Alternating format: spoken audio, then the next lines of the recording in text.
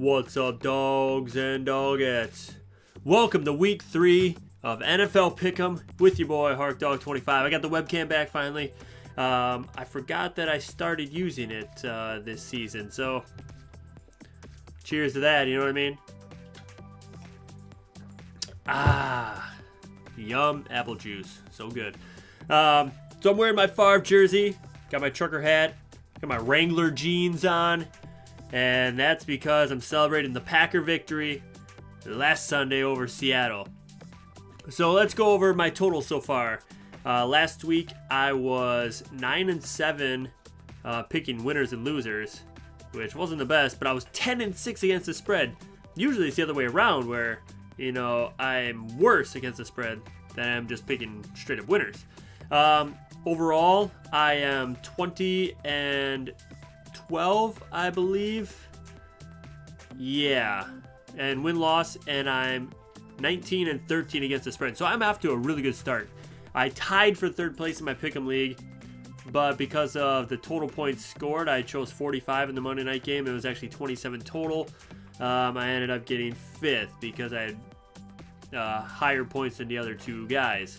So unfortunately, no cash for the dog this week, but we're looking good. 19 is a good start. Now we're going to look at Fitz. Canada is also doing the picks along with me. He is 9-7 last week and 18-14 overall. So I got him by 1 game against the spread. And he hasn't told me what his winning percentage is, but I'm sure it's pretty close to mine. But against the spread, I've got him beat by 1 game. So if you have not done so, start picking the games. Leave them in the comments below, winners and losers or against the spread, whichever one you want to do. I do both, so it just adds a little bit more fun. See if you can beat the dog. So far, I'm unbeatable. I'm only playing one person.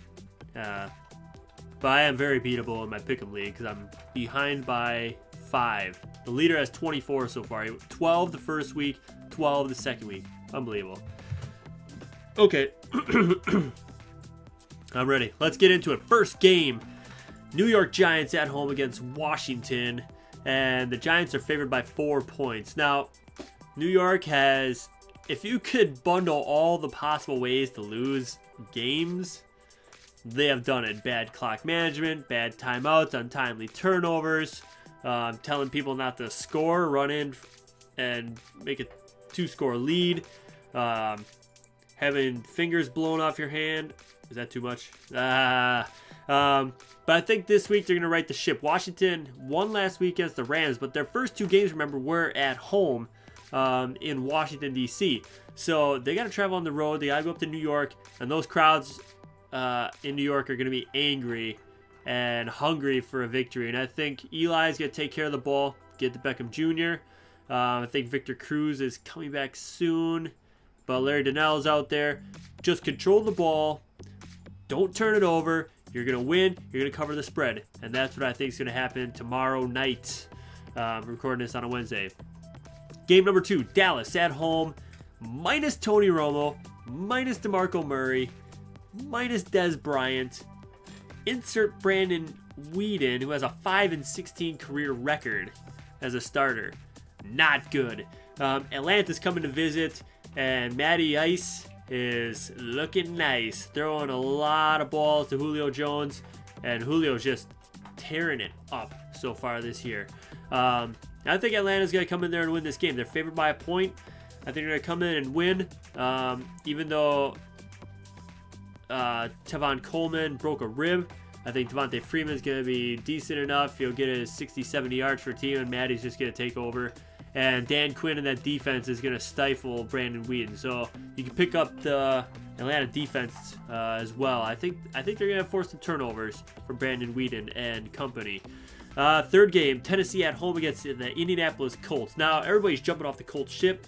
They were 0-2 to start last year. This year, they've faced 2 top 5 defenses. Arguably the top 2 defenses in the entire league. And they got crushed. Now they go into Tennessee. Tennessee, mediocre defense. They got killed by the Browns last week. I didn't see that coming. And Johnny Manziel, are you kidding me? But Mariota yet to throw a pick, even though he did throw a pick and there was a flag. So the defensive holding bailed him out of that interception. But he's doing well. You got Kendall Wright. Delaney Walker's hurt. Nate Washington, I think. No, he's not there. He's in Houston. Who the hell do they have? Bishops. They don't have anybody on offense, really. I think Indianapolis is going to come in there. They're favored by 3.5. Come in there, and they're going to silence the critics. Luck's going to have a good game. T.Y. is going to have a good game. Fleener, Andre Johnson, Frank Gore. It's going to be a solid game. They're not going to turn the ball over 5 times. And I think they're going to win this game pretty handily. Probably like a 31-17, I would say. So Indianapolis in that game. Game 4. Cleveland at home favored by 3.5 against Oakland. And they're riding the Cleveland bandwagon on this one. I mean, okay, they beat Tennessee. Yada, yada, yada. Johnny Manziel is back to the bench. They're bringing in McCown again. Why are they bringing in McCown again? I mean, the guy lasted all of a quarter and got concussed. And the team's not going to do anything with him there. Travis Benjamin is looking elite. They got to give him the ball more. I picked him up in one of my fantasy leagues. But the reason why I picked him up is because return yards are counted in that league. So that's why I'm doing that. Just because you get those return yard points and you might get a couple catches and a couple touchdowns. So if I picked him up in that league last week, he would have 48 points for me, which no one's going to pick him up after 1 week. Scoring only 8 points the first week. But I got Cleveland winning the game. Oakland covering the spread. The spread's 3.5. Oakland's going to cover the spread. Amari Cooper, Michael Crabtree's a nice little outlet for Carr. Latavius Murray. They had a good all-around game. Their defense was just lacking, though. But I think against McCown and Manziel, they're going to get like a turnover or two. And they're going to hold on to the ball a little bit more. I think they're going to control this game a little bit better. And they're going to cover the spread. Next game, Baltimore at home favored by 2.5 points against Cincinnati. Oh, Cincy. What a juggernaut, huh? Just stifling the San Diego Chargers. Baltimore, no offense. Forsett, where is he? I don't see him. He's done nothing this year. Steve Smith is the only guy on that team that's playing hard. I'm not saying the other guys aren't playing hard, but hard enough to like put the team on his back. I mean, they got Crockett Gilmore, some other random name that I've never even heard of. They got to get, I can't think of his name, Brashard Perriman off the injured reserve list, or off the injury list, because they only have one basically playmaker and is not good enough. The defense is not good enough without Suggs. He was their staple. He was the keystone. He's not there anymore. So I think Cincinnati's going to win and cover this game. Cincinnati's just too strong. Defense is strong. Eifert is healthy. AJ Green's healthy. Marvin Jones is healthy. They didn't have those 3 guys, you know, together for too many games last year, if any. Mohamed Sanu, Jeremy Hill, and Gio Bernard, two-headed monster. They took Hill out, and Bernard ran for like 120 yards. And that's how good this team is. And if Dalton doesn't throw picks, they're going to be tough to beat. They're going to be very tough to beat. So I got Cincy in that game. Next game, New England favored by 13.5 against Jacksonville. Now, if this was in Jacksonville and New England was favored by 13.5, I would not take New England. But since it's a home game, I feel that New England is just going to bury Jacksonville. They're on this crusade after the offseason to just bury every opponent that they see. And no remorse, no regrets. We don't care what it meant. New England, Gronk's going to be huge. Edelman, Deion Lewis is looking good. They're getting blown back. They're slowly percolating him back into the offense. Hair in my ear. But I think New England's going to win handily, obviously, and cover the spread. I don't like these big spreads, but it's Jacksonville. It's Bortles and Allen Robinson, basically. It's the Bortles Allen Robinson show, and you know those names don't really strike fear into my heart, if you know what I mean. So, New England, this game. Next game, this was very tough. Carolina at home favored by 3 against New Orleans. Now, Breeze is hurt. He has a bruised rotator cuff, I guess. But it looks like he's got a bruised rotator cuff for the last 2 years. The guy can't throw the ball. He's got no one to throw the ball to. They got rid of Jimmy Cram, Kenny Stills. All they got is Colston, Cooks, and some Snead dude who just looks like a caveman catching the ball. He's only got like 5 catches, but It just looks ridiculous. I've had New Orleans originally, but I think Carolina is going to win and cover. Cam Newton is just putting the team on his back. He's got to get the ball to Greg Olsen, though. Greg Olsen doesn't have many catches so far. Jonathan Stewart is hobbled a little bit, so hopefully he can play this week to take some pressure off of Cam. But Cam's not going to survive getting beat up like this. I mean, he threw the touchdowns. He ran in a touchdown, did a flip. Ran for like 80 yards, put up a ton of points in fantasy. But he's got to get the ball to Olsen, Ted Ginn Jr., and who's the other receiver? Can't think of the third guy. Some old dude. But he's got to get the ball in the hands of the playmakers and just spread the wealth just so they don't, the defense of New Orleans doesn't key on them, even though the defense of New Orleans sucks. So I got Carolina winning and covering that game. Next game, New York Jets. 2-0 New York Jets at home, favored by 2 points against the lowly Eagles. Now, the Eagles are going to definitely start doing better here, but it won't be this week against probably the best defense in the league, the toughest defensive line in the league. And with Decker hurt, that kind of hurts the offense of the Jets a little bit, but I think he'll be okay in a couple weeks. Marshall is just a beast. He's getting targeted. He's getting mad targets. So if he's still on the waiver wire, pick him up. Chris Ivory, he'll have a decent game just because Philly's defense without Kiko Alonso there in the middle is going to be lacking, to say the least. Now, Sam Bradford, deer in headlights look last week. Never comfortable. Just never ready. Throwing that end zone pick. Just a lot of mistakes. I mean, DeMarco Murray had 2 rushing yards total.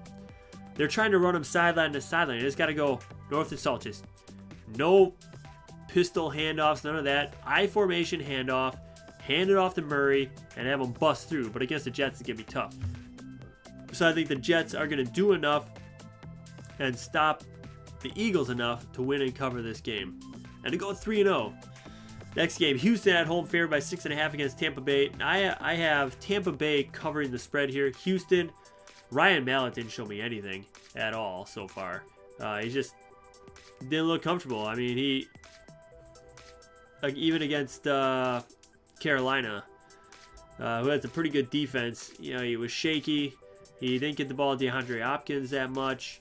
They have no running back. They got to get Arian Foster back. Once they get Foster back, then they'll be a little bit tougher team. But right now, Mallett's not good enough to carry that team and to get a victory. But he will get a victory here because Tampa is not the strongest. Jameis Winston's 3rd game in. But he's doing better. He's getting the ball to Vincent Jackson, Mike Evans, Sfarius Jenkins. Doug Martin had a okay game last week, so he's spreading the ball around and he's not making as many mistakes. He's kind of settling down. You know, now that the season's ongoing, he doesn't have the jitters, the first week jitters. He doesn't have to get off to a hot start. He can just sit back, play his game, and let the team, you know, carry him along with, you know, him making some plays as well. So I think Tampa Bay is going to cover this game. Next game, this is tough. I didn't know what to choose. Minnesota at home, favored by 2.5 against San Diego. Now, San Diego got a pretty porous run defense as Gio Bernard ran for 120 yards. They're going against AP. AP's at home. San Diego's just an enigma. I don't think Minnesota has that good of a defense. And Detroit just looked lost last week. Minnesota hasn't really played a good offensive team. And if San Diego gets out to a hot start, puts a touchdown on the board early, puts the pressure on Bridgewater and AP to come back, even though Mike Zimmer's there, I still feel San Diego has a chance to win this game and cover. And that's why I'm going to go with San Diego in this one. Plus, I want to see the Vikings lose. I mean, their mascot, the horn-wearing dude, I can't remember his name. I just read it, though. He's holding out. He's holding out for more money. The mascot's holding out for more money. Are you kidding me? I guess he's like a principal at some school. He gets paid $1,500 a game to walk around and like boost up the crowd. And now he wants $20,000 a game. 20 grand a game just to do that? Come on. It's not worth that. Anyways, I got San Diego that game. Next game, St. Louis at home against the high-flying Pittsburgh Steelers. Pittsburgh Steelers win and cover. I'm saying this right now because Le'Veon Bell's coming back. Antonio Brown is a beast. Hayward Bay showing up. Heath Miller, strong. Marcus Sweeten, a good key pin until Martavius Bryant comes back. And that defense just needs to play well enough to get the ball away from Foles and Trey Mason and Kenny Britt a little bit and put it back in their offensive hands. St. Louis, they don't really sell out games at home, so the crowd's not going to be an issue there. I think Pittsburgh is going to be high, flying, and fast and dominate this game. Next game, Arizona at home against San Francisco, favored by 6.5 points. San Francisco just does not have an offense. They don't have an identity. Are they going to run the ball? I don't know. Well, last week they had to pass the ball because they got behind so much, and they only put up like 17 points to Pittsburgh's 50 or 43. I think it was 43-18. Arizona throwing up massive points against Chicago, taking care of business in New Orleans. San Francisco, no identity.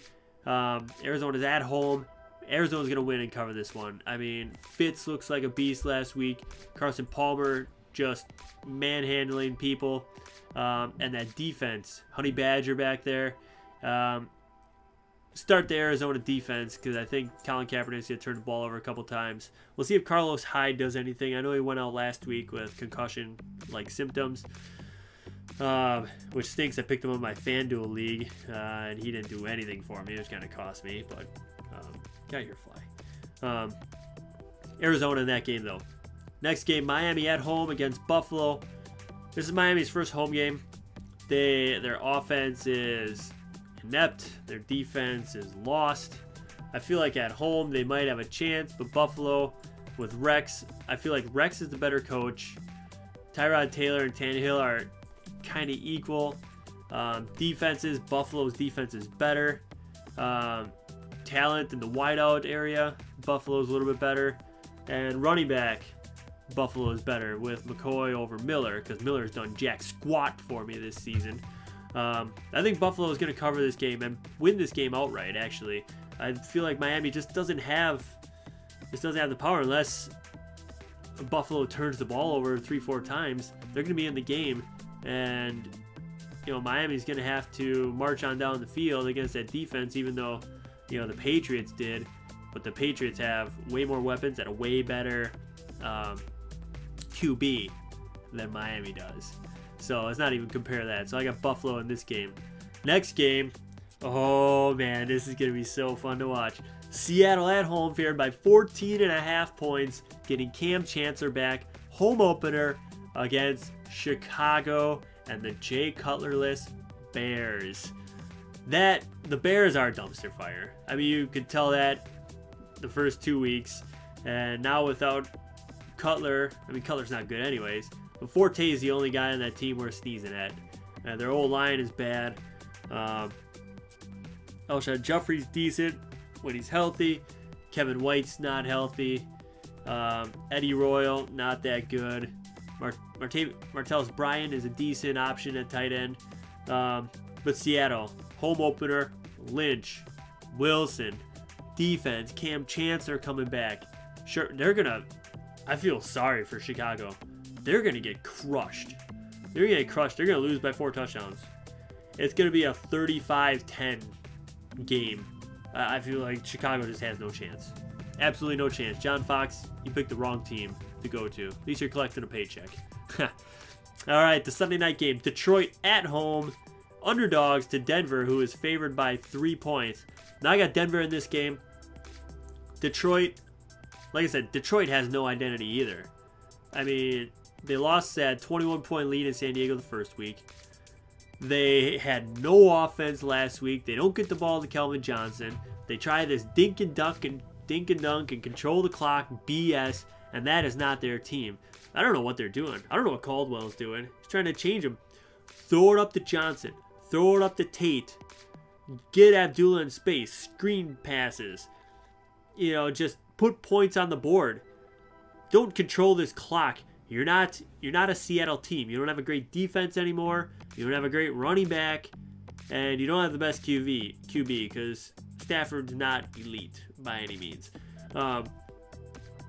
That being said, Denver is going to crush Manning in a dome. I mean, it's his home. The dome is a home for him. He spent all those years in Indy. C.J. Anderson is not really having the year he had last year, and I picked him up in a couple leagues, and man, is he a disappointment so far. But hopefully he gets some touches. He went against two good defense the first 2 weeks at Baltimore and KC, so Detroit's front line isn't as good as those, so I feel like he's going to be able to open up some holes. AP ran for 130 yards last week. But Demaryius Thomas, Emmanuel Sanders are going to have very big games for Denver, and I think they're going to rout, probably not rout, but I want to say like a 28-21 victory over Detroit, 28-17, something in that range. So I got Denver winning and covering this game. Holy cow, it's a long video. But we're getting into the finer points of football right here. Booyah! Green Bay Packers at home, favored by 7. Monday Night Football. Are you ready for some football? A Monday Night Showdown. Wow, wow, wow. Against Kansas City. Kansas City, no chance. I'm sorry, you're coming in the Lambeau. Monday night prime time. Aaron Rodgers. Even though Lacey might be out, it doesn't matter. James Starks, the defense. Lambeau is the toughest place to play in the league by far. I think even tougher than Foxborough. And Kansas City is good at covering spreads on the road. I know this. Let me look up what they are. Last year they were huge. Okay, Kansas City. They were 5-3 covering spreads on the road last year. And they're 13-4. Wow, they're 13-4 over the last 2.5 years. Oh, I was looking at the wrong one. Yeah, 5-3. Yeah, 5-3, and they were 7-1 the year before. So they're 13-4 over the last 2.2 whatever years, which is incredible to have that sort of record against the spread. Like I said, I just feel Green Bay is too tough a place to play. Even with Jamal Charles, Alex Smith, they have to pass the ball. If they can't get the ball to Macklin, if they can't get the ball to Kelsey, they should have beat Denver at home last week. A lot of air came out of that balloon. That's what I want to say. And the Kool-Aid man, Andy Reid, will be strutting up and down the sidelines that he strutted up and down 20 years ago when he worked for Green Bay. And he knows what he's walking into. The Green Bay defeat. So, that's it. Those are the picks. I feel semi-confident this week about them. I hope I get another 10-6 week. Because I feel these picks are a lot tougher than the previous week's ones. So, leave your comments below. Like the video if you liked it. Subscribe for more NFL picks and fantasy action. And also leave your picks and fantasy questions below. I'll try and get to them before the games start on Sunday, because this video will be coming out Sunday morning at about 7 a.m. So we'll see you on the gridiron between the hash marks this Sunday. Good luck. Take care.